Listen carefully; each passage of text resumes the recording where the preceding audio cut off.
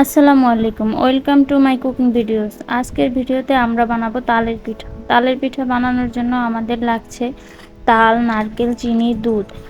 এগুলো একসাথে করে আমরা তালটাকে ভালো করে জাল করে নিব। আর লাগবে আমাদের চাউলের গুঁড়া।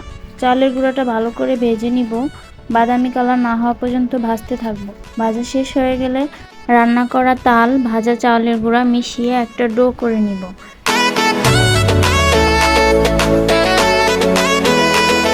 পিঠাগুলা ডিজাইনের জন্য আমাদের লাগবে একটা কলার খোল। এটা কেটে নিচ্ছি। এটা দিয়ে আমরা একটা একটা করে পিঠা ডিজাইন করে নিব। সবগুলা পিঠা হয়ে গেলে আমরা সিদ্ধ করে নিব।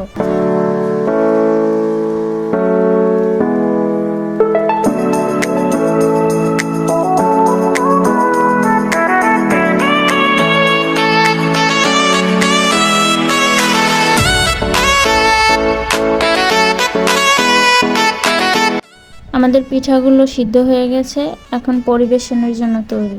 ভালো লাগলে আপনারাও ট্রাই করতে পারেন।